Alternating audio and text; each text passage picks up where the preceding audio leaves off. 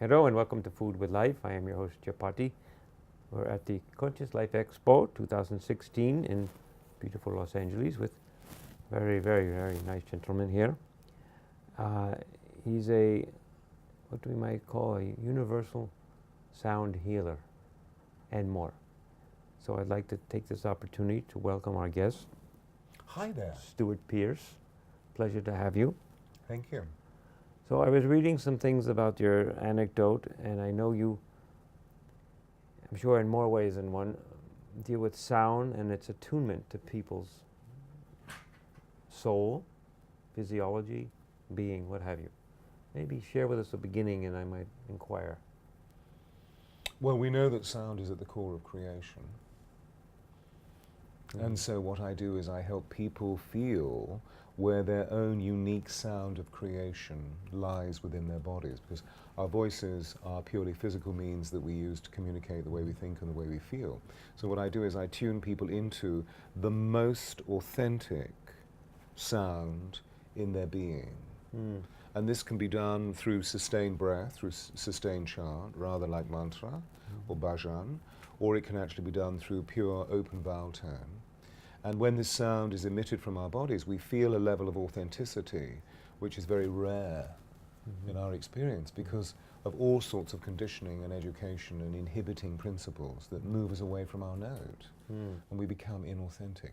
I mean, for example, the sound of the Western world is this sound. So it's the sound of the head, it's the sound of cerebralization. I mean, this is what most people come to me using. And they say, you know, what I feel a bit stressed, you know, I mean, it can be a little bit nasal maybe on this continent. You know, I feel a little bit stressed out and I don't really know what I'm doing. And I say, well, you know, would you like to find another point of reference in your body that allows you to feel more relaxed, allows you to feel more calm, allows you to feel perhaps more gracious or more grace-filled? And that when we sound this, if words arise from the heart, which is what where our note is positioned, then if words arise from the heart, they enter the heart. If words arise from the tongue alone, they don't pass beyond the ears.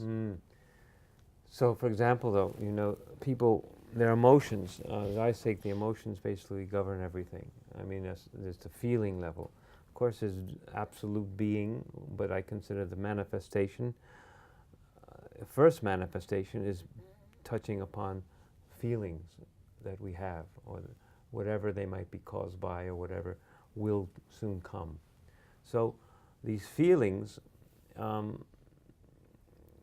can go either way, you know, whether it be uplifting or downtrodden or what have you.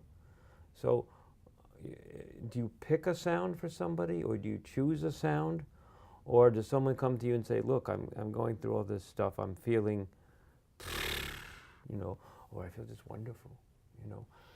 How does Well, to be honest, most of the people that come to me need profound healing, so they come for that specific reason, because they're out of sorts, they're out of kilter, they're out of harmony. They're feeling disharmony, disenchantment, and disenfranchisement in their lives, so they come for healing.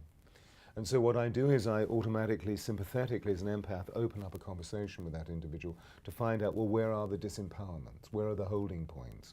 And the stories begin, and so they describe to me where their feeling states are most negative.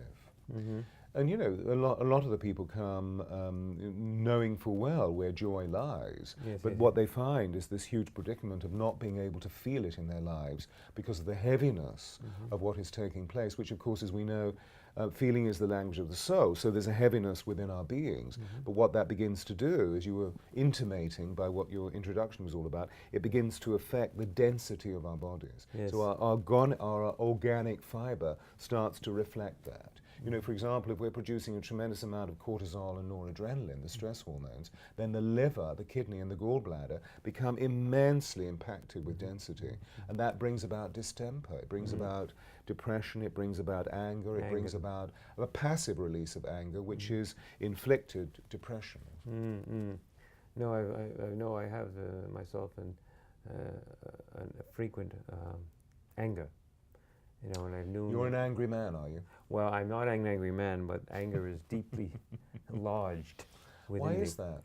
I want to talk about this in a minute after our break. Okay. Give me a breath of relief. Well, it's interesting, isn't it? Because it seems that there's a major paradigm within Western society of people being very angry, because we know that cirrhosis of the liver is on an increase, and the liver is the mechanism, the organic mechanism that purifies the blood, and therefore purifies the ire out of our system.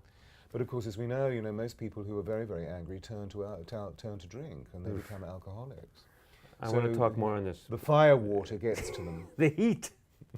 So we'll talk more about this, and I'll tell you. So the issue is that we don't express our anger. So maybe that's what it's all about. That, no, you're a good boy who doesn't express. I've learned how to do it, and I'll share that. Wow, I just got that. Yeah, I can see a direct force. That was an interesting finger that really got me.